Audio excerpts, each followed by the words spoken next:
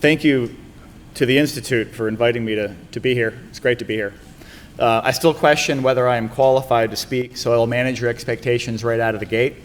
I went to public school for the entirety of my preschool through high school, and most assuredly never received a formal classical education. So on behalf of my younger self, I plead ignorance. I did not know what I was missing until I became an avid reader at the age of 24. I read lots of good and bad books before eventually discovering Plato's Dialogues. And to make a long story short, the Dialogues, along with a few other books, had quite the impact on my life, very much raising the bar for what I aspired to learn, accomplish, and how to live my life. To this day, I wonder what would have happened to me if I did not begin to discover the great books 20 years ago. That said, I still have a long way to go. I take solace in the words of Mortimer Adler, one of my favorite 20th century philosophers and leaders in education. At the age of 76, he said, quote, "I hope I can be forgiven for the immodesty of regarding myself as an educated person. I have become educated only in the last 20 to 25 years of my life. I may have thought that I was educated when I graduated from college or when I received my PhD, but I now know that that was an illusion." End quote. God bless your soul, Dr. Adler. You give hope to many of us. I am here to dispel the rather insidious myth that in order to have a fulfilling career in business or technology or engineering or become a tech entrepreneur or even be a competent user of technology in whatever career that you choose, that your K-12 education must include a heavy dose of computers. That every child must walk around with laptops or iPads and learn programs like PowerPoint and Google Docs before moving on to an intensive STEM curriculum in middle school and high school. While this all seems silly at face value to many of us in both the tech sector and the classical education world, it remains a trap for many schools and many parents.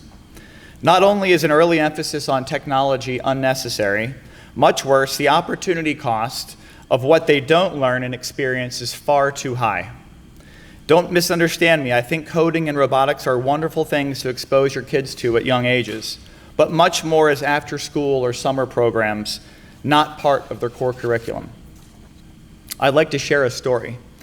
7 years ago, I attended a lecture across the city at my alma mater, Georgetown. Coincidentally, it was to honor a Catholic University professor, and it was organized by Patrick Deneen, who unfortunately for Georgetown has since moved on to teach at Notre Dame. As I entered the room, Patrick approached me and introduced me to Andrew Zwerneman, who was then the headmaster of Trinity School at Meadowview. Patrick sent his 2 sons to Trinity and billed it as an amazing classical school and right in my backyard in Northern Virginia. This was not the first time I had heard of the school. Less than a year earlier, my parish priest tipped me off to the school and spoke highly of it, even warning me against the local diocesan schools. And in between these 2 events, I ran into several other people who sang the praises of the great school that required all students to take Latin, read Plato, Aristotle, Homer, Aquinas, and other great minds of Western civilization, discuss them in Socratic seminars, take college-level math, 2 years of physics, writing analytical essays, etc. Anyway, Andrew and I shook hands, chatted briefly, and went on our way. At the time, I ran a tech company that I had started about a decade earlier in 1999. We had a summer internship program, and I thought, wouldn't it be interesting to see how well these high school students would perform as interns? So I reached out to Andrew and asked him if he knew of any students who would be interested. He said he would pass it along. About a week later, I received emails from a pair of brothers, a sophomore and a senior, ages 15 and 18, expressing interest. Now, this particular summer, we had an employee named Danny who would manage all the interns in addition to his everyday role. This included all the recruiting, and he had done a fabulous job putting together a dream team of 6 interns in their early 20s, all from top nearby colleges. Suffice it to say that he was not enthused when I asked him to take on a 7th and an 8th intern, especially when I mentioned their ages. But I twisted his arm a little bit and he took them on. About 3 weeks after they started, I got a late night email from Danny. "Where on earth did you find these 2 kids?" "Why, Danny? Is something wrong?" These guys are amazing. Their honesty, work ethic, the questions they ask, their overall character, their proactive communication, a joy to be around. It's almost like they are a different species. We actually put the 18-year-old on the phone with customers, which never happens, and the 15-year-old consistently outperforms the college students by 2 to 3 times. I recall thinking, no, Danny, they are not a different species. They are what humans are meant to be. Later that summer, I decided to see for myself what the 15-year-old could do. It was a Friday afternoon, and I found myself buried in a research project that needed to get done, but it was not a good use of my time. I estimated it would have taken me about 10 more man-hours. I handed it over to him at 4 p.m. or so on a Friday afternoon and asked if he could work on it the following week. I gave him no deadline. On Monday at 10 a.m., he emailed me the completed project, and it was virtually flawless. I immediately went over to his desk to reprimand him for working on it over the weekend, and he promised that he did not, that he just got in at 7 a.m. that morning and cranked it out in 3 hours. Well, I felt a little dumbfounded and ashamed for being beaten by a 15-year-old, but I was mostly just impressed. There is nothing like witnessing human excellence firsthand. This was the first of many humbling experiences for me, since we decided from that point on we would, for the most part, only hire student interns who were classically educated, mostly from Trinity. And while these 2 kids were 2 of the best interns we ever hired, they were not anomalies. Most of the couple dozen interns we hired over the ensuing 5 years or so thrived while performing a range of functions for us: research, writing, marketing, even sales. And a few summers ago, one of them even coded for our engineering team, which is remarkable given the complexity of our system and the seniority of the engineers that we hire. These were the types of kids that our managers would fight to have on their team, and I can't tell you how rare that is. So the question arises, why? Why do these classically educated teenagers perform so well, better than those who were older, more experienced, and had more business and even more STEM education? I've thought about this a lot, discussed it with many colleagues, and before I share my current answer, I would first like to qualify it. In short, I don't know. While I have witnessed the better performances firsthand, to then identify the actual causes of these differences is difficult. I don't want to fall in the many reductionist traps that abound. And honestly, I imagine that their parents and family life is likely a material part of the story. My understanding is that most, if not all of them, came from extremely nurturing families, with both a mother and a father who were very engaged and supportive. This is likely more than half of the battle. After all, education begins in the home, whether you homeschool or not. So treat my answers as more like hypotheses that still need to be proven, or for that matter, disproved. First, let me begin by saying that the shortest and most accurate explanation may simply be that a classical upbringing may be the most effective at raising high-character individuals, because so much of what set them apart was character. Their work ethic. They came to work in order to actually get stuff done. Their humility. They had no problem asking questions in order to clarify. Or their curiosity. They just asked lots of why questions. Their honesty. They only wanted to get paid for hours of actual work conducted. I could go on. These traits may seem so basic, but they are not common, at least not in the general workforce. That said, while I would argue that character is the most important thing, it is not everything. So when I consider what skills or traits or domains of knowledge are helpful for a career in tech startups or STEM in general, and I cross-reference those skills with areas where employers consistently complain about their younger employees, and then once again cross-reference those with what classical programs focus on in their curriculum, I am led to 3 distinct areas, aside from character in general, where classical liberal programs have significant advantages over what has become mainstream education. Broadly speaking, these three areas are how to think, how to communicate, and how to understand human beings. Let's begin with how to think. In 2016, an HR company named PayScale surveyed tens of thousands of company executives and managers and found that 60% of them reported that new college graduates lack critical thinking skills. This study corroborates other studies performed over the years that have found similar dissatisfaction with the critical skills of young adults.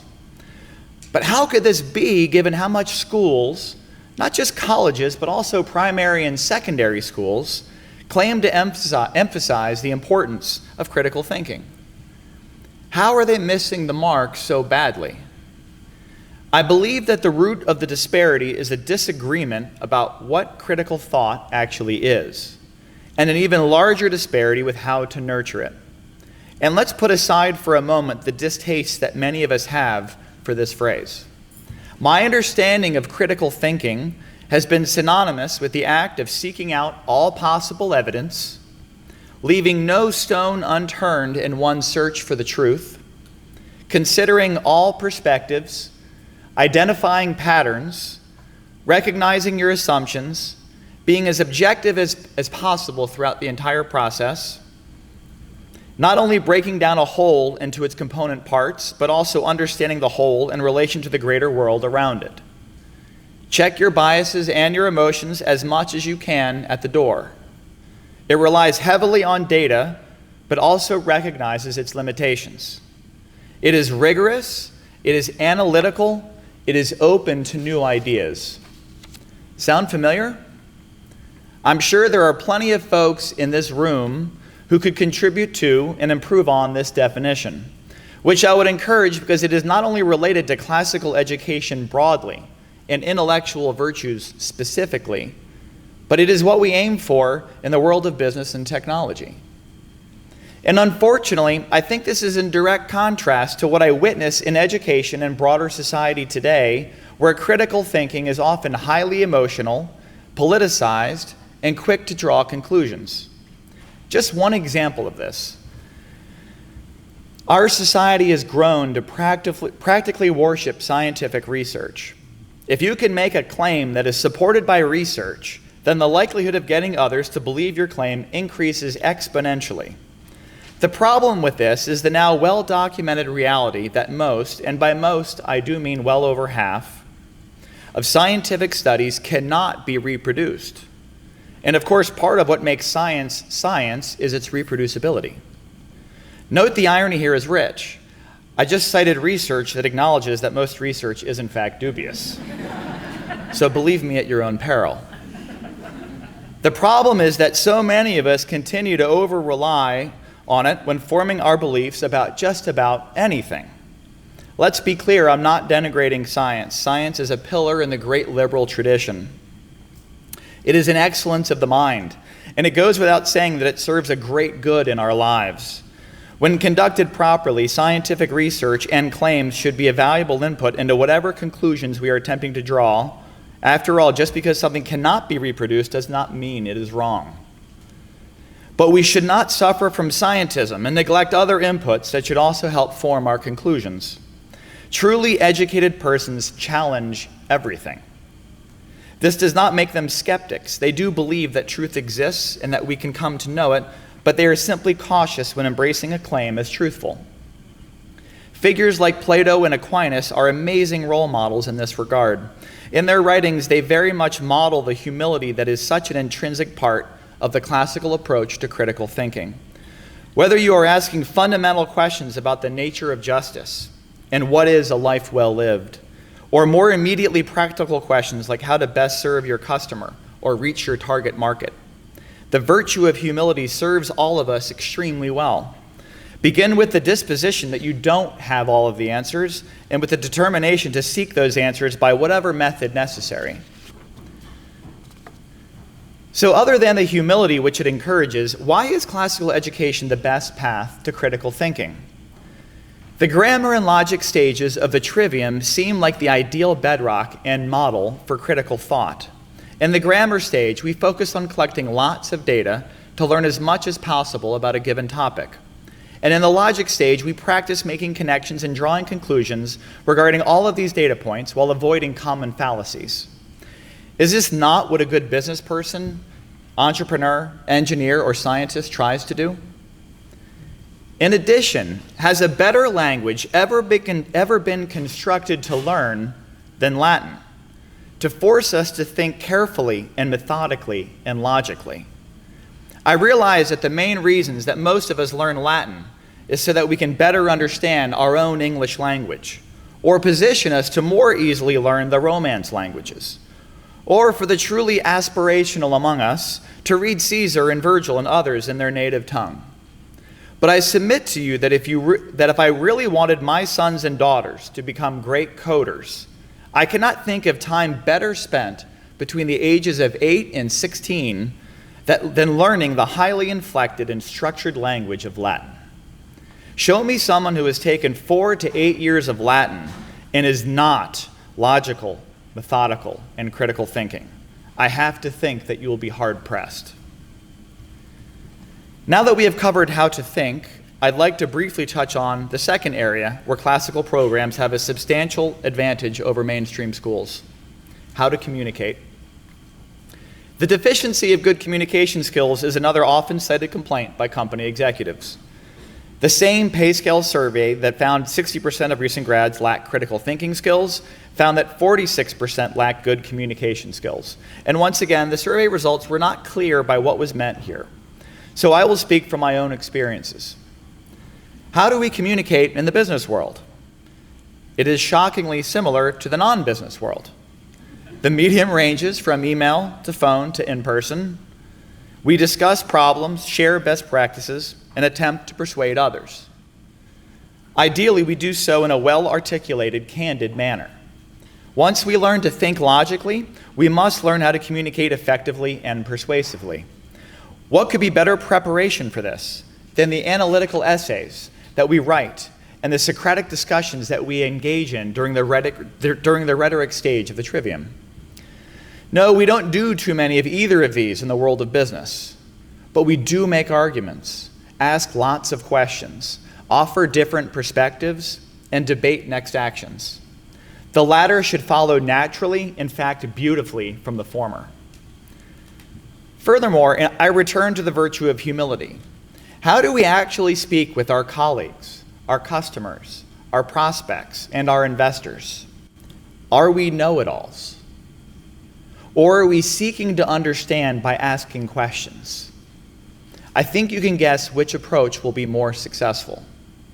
True humility helps us to not only arrive at the right answers, but also to communicate it with others in a way that will be better received. Let me round out the trifecta of classical advantages: how a truly liberal education helps us to understand humans.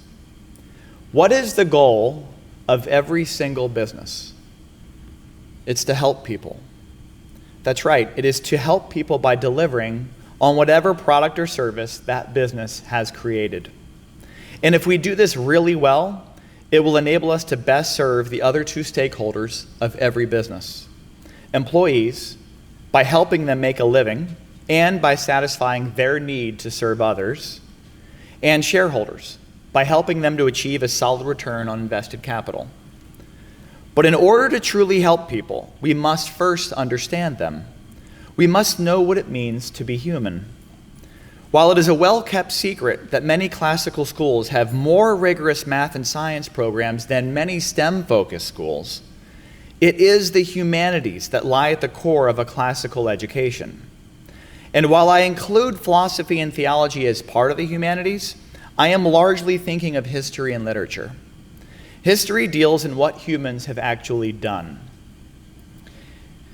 Literature attempts to unpack what humans are capable of, their greatest desires, why they do what they do. I can't think of a better background for building a technology business, or any type of business for that matter, and creating products that truly serve people than a background in the humanities. That is, the humanities done well. In literature, the books that we read matter. And some books better capture the essence of human desires and struggles more than others. And in history, some time periods and regions offer greater lessons than others. So unless we focus on the greatest books and the greatest moments in human history, then our time spent in the humanities will be less beneficial. And this goes for both high school as well as college. So in summary, if you want your child to be positioned to have a thriving career in science, engineering, or business in general, I think you would be hard-pressed to beat a humanities-driven classical education that teaches them to think critically, communicate well with others, and understand what it means to be human. Now, I know that there are folks who will remain skeptical. They may argue that if you really wanted to be a great scientist or technologist, why would you not immerse yourself in those fields exclusively and from a very young age, and not waste so much time learning about things that occurred hundreds or thousands of years earlier, or read books written by people from those times? Wouldn't that be the more direct approach of becoming the next great scientist or inventor or entrepreneur? I understand that sentiment, but I do think it is entirely wrong. In fact, it touches on one of the greatest lessons that I have learned in my 18 years of starting and running a tech company. And that lesson is that some things are best accomplished not as a primary goal, but as an indirect benefit of an even loftier goal. Let me explain. Many companies take great pains to increase retention of their employees.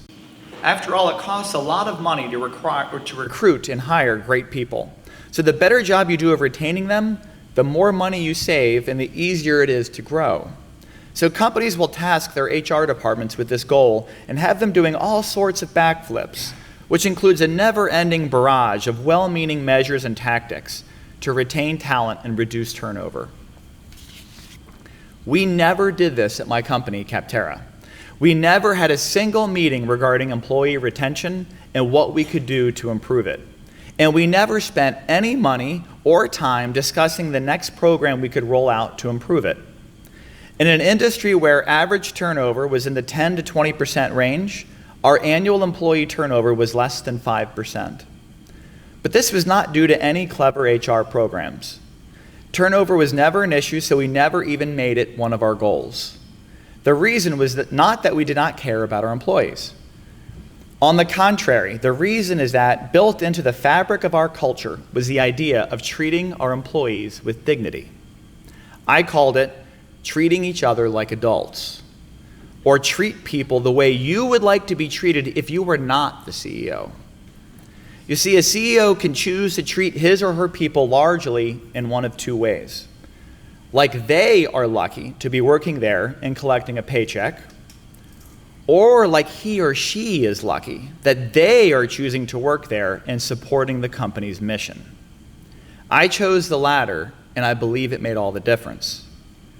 So what does it mean to treat your employees with dignity?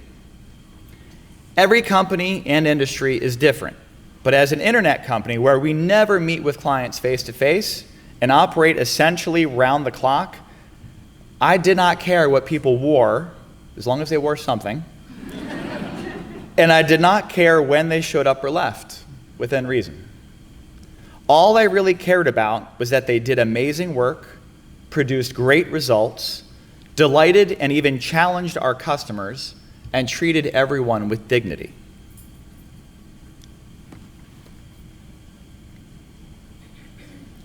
After that, I had no real rules, no set hours, tons of flexibility to manage not only their work, but their entire lives.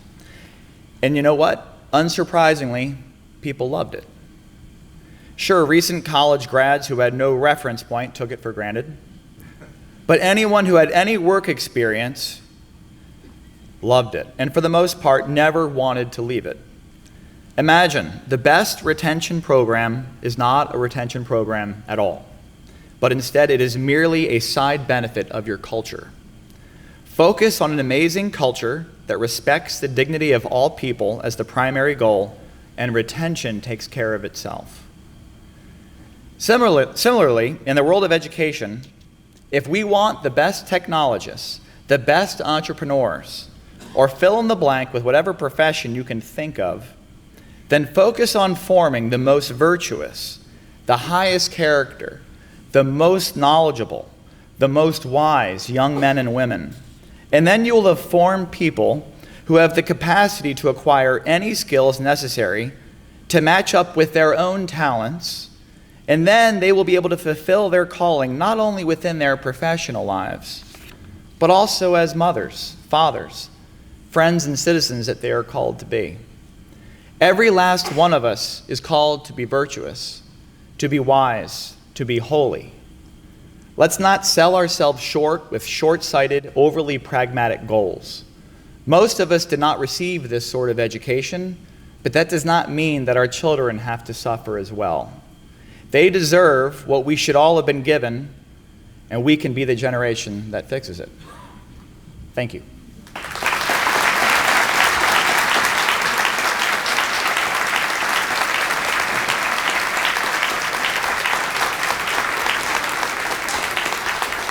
Sure. Yeah, happy to take, if there are questions, I'm happy to do my best in answering them.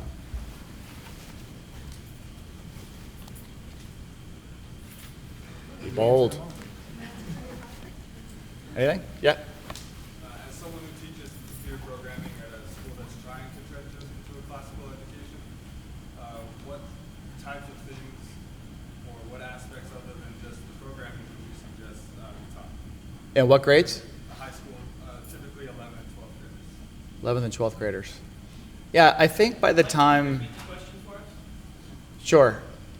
I will try.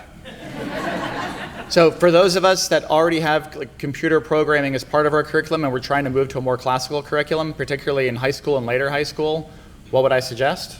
Is that a reasonable summary? At those later grades, so hopefully they've gotten a heavy dose of Latin already. I think it's fine. And to be clear, I think, advanced math, a couple years of physics, some computer programming later in high school, I think is great. We send our oldest kid to Trinity in 7th grade, and by the later years, 11th, 12th grade, they're doing a MATLAB, a computer program, as a tool to help in their other studies, and I think that's great. I mean, the biggest thing that I would encourage to those children is if you're passionate about it, and my oldest child is very passionate about, I could easily see him getting into engineering, is that these sorts of passions are great for doing as extracurriculars. So I think less pressure should be on the schools to have them as part of their core, and we should encourage our children. They have plenty of time in the summers and after school, weekends, whatever, to take up these interests. There's so much available now online and in clubs and programs all over the place that we shouldn't be so reliant on our schools, but I do think there is a place for it. The key thing for me to encourage to all of our parents is shouldn't it be at the expense of the core? There are so many wonderful things that we should be studying and would probably only be studying at the end of high school for so many kids that we can't take away from the core. We can't do it all. So I don't know if that helps. But. Other questions? Okay, great. I'll be around afterwards. Thank you.